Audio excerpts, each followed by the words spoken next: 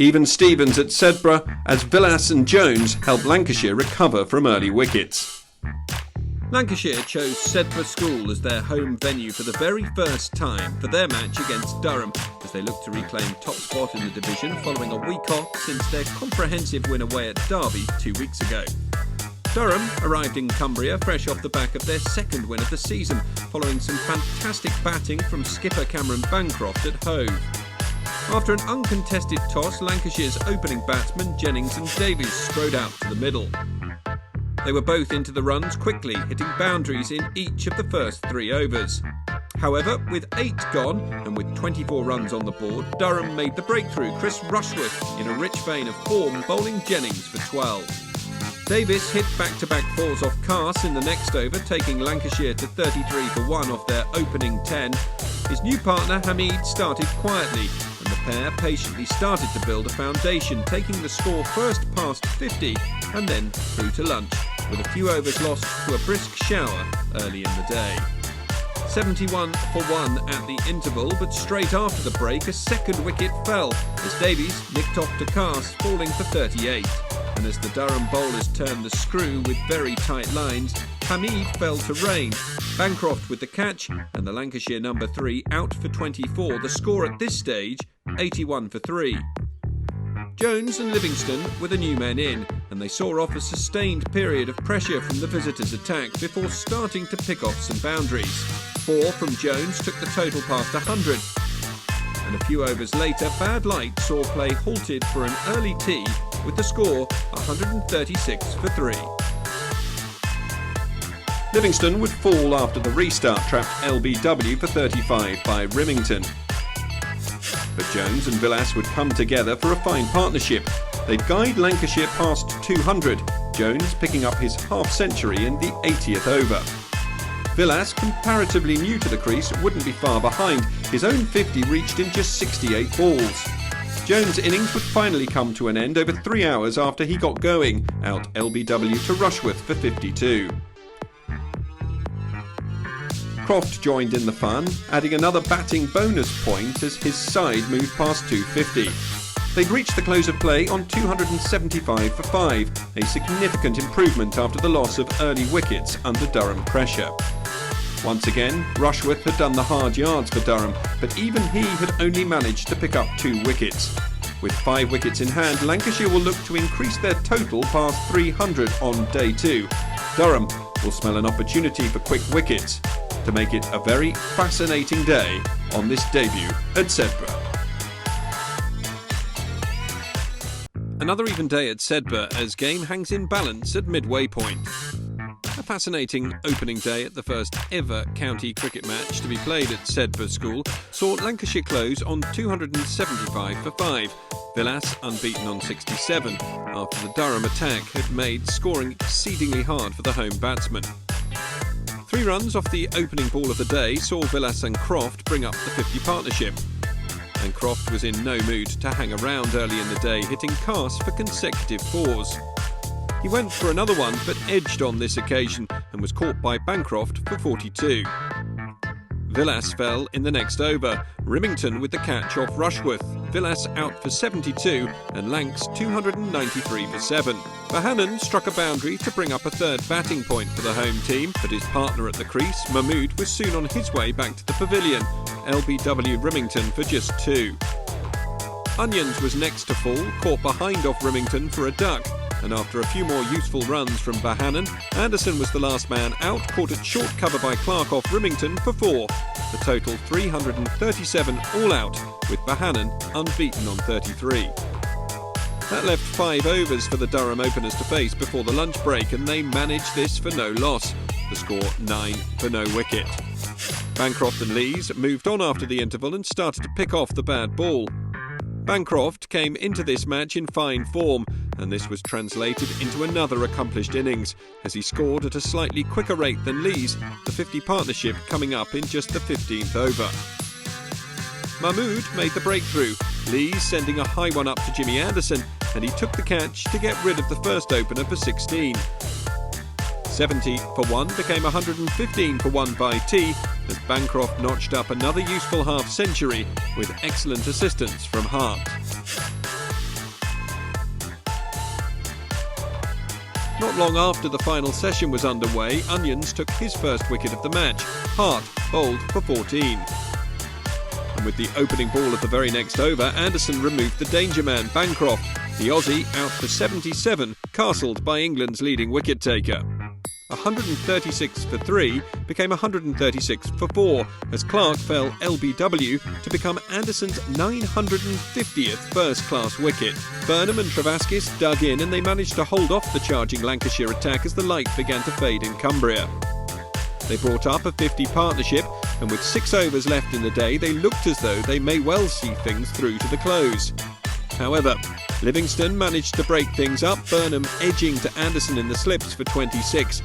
And at stumps, the match hung in the balance, with Durham 199 for 5, still trailing Lancashire by 138 runs.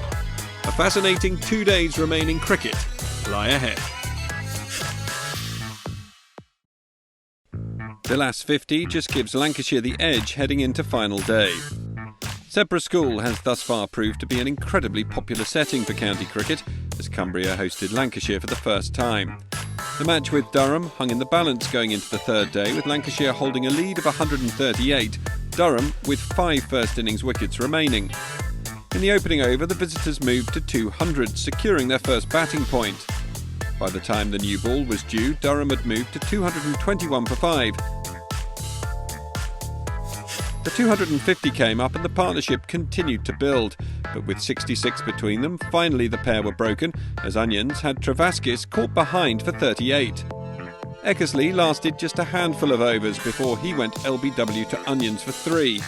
And then Rimington became Onions' 4th victim, out in the same over as he too was LBW for 53. Rain went in the next over, caught by Croft off Jennings for 5. And Onions completed his 5 and the collapse when he had Rushworth caught behind for 6 to bring the innings to a close on 281. A lead of 56 and lunch. Chris Rushworth started after the interval and with his first ball had Jennings caught behind for a golden duck. 3 balls later and Hamid was back in the pavilion, caught by Bancroft for a duck, leaving Lancashire reeling on none for 2.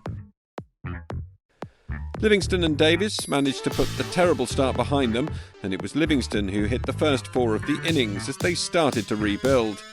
They moved to 50, but as Davis continued to counterpunch, he picked out Hart in the deep off Rimington to put the hosts 3 down. 3 overs later, Livingston edged to Bancroft off Rain for 35. And as panic started to set in, a risky second run attempted by Jones resulted in him being run out, leaving the Red Rose wobbling on 59 for 5, a lead of just 115. Villas and Croft were the new men in. They put a stop to the revolving changing room door, taking play through to tea with 108 on the board, a lead of 164. The final session started with the 50 partnership being brought up, and it wasn't long before Villas had a 50 of his own. However, his partnership with Croft came to an end when the latter was bowled by Rimington. Verhanen scored some swift runs before he too fell, this time to Cass as Eckersley took the catch. Villas and Mahmood play through to stumps, they scored 204 for 7, Villas not out 74, whilst Mahmood is on 11. So Lancashire 260 ahead with 3 second innings wickets remaining. An interesting 24 hours awaits.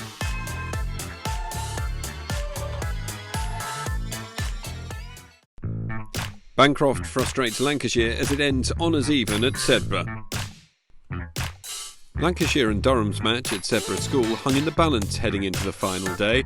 The hosts closed on day 3 on 204 for 7, 260 runs ahead of their visitors, so there was plenty of cricket to be played on the final day. Villas and Mahmood were the batsmen not out overnight on 74 and 11 respectively, and Villas started the day in emphatic style with a 4 down the ground. But just a few balls later, Durham managed to get the breakthrough, Rimington bowling Villas for 85.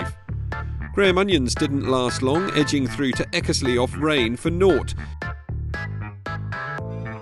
And Jimmy Anderson was bowled for a duck after coming out to bat with a runner. 247 all out the total, so a lead of 303 for Lancashire, leaving Durham a minimum of 79 overs to get the runs. The Durham reply started poorly as Mahmood bowled Lees for a duck, the batsman offering no shot. And the Lancashire paceman then ripped 2 stumps out of the ground to remove Hart for another duck. Durham 11 for 2.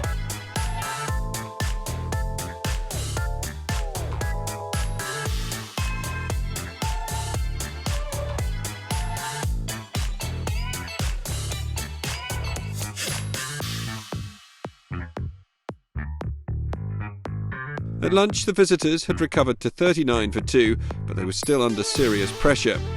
In the first over after the interval, Onions struck. Another batsman clean bowled whilst shouldering arms.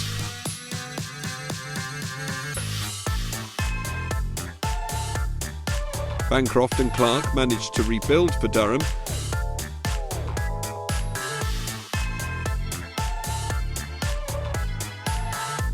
But with the runs required just dipping under 200, Lancashire grabbed another wicket. Bahanan the bowler, Clark bowled for 26. Onions then removed Travaskis, caught by Jones for 3, but Bancroft was still able to get to his 50 just before the interval. Durham 122 for 5 at the break, needing 182 runs in the final session for an unlikely victory. The visitors made a tentative start after the break, but Eckersley was the 6th wicket to fall as he was bowled by Mahmood for 19. Bancroft and Rain shut up shop as the run chase looked futile, and it was left to Lancashire to prize the final wickets out. Time and overs ticked down. With 10 left in the day, there was still no breakthrough, and Bancroft had moved on to 84. In the end, the Durham captain reached the close of play on 92. Allied with his 77 from the first innings, it's been quite a 4 days for the Australian in conditions that weren't to everyone's liking. Durham 194 for 6 at the shake of hands, with Lancashire taking 11 points and Durham 9.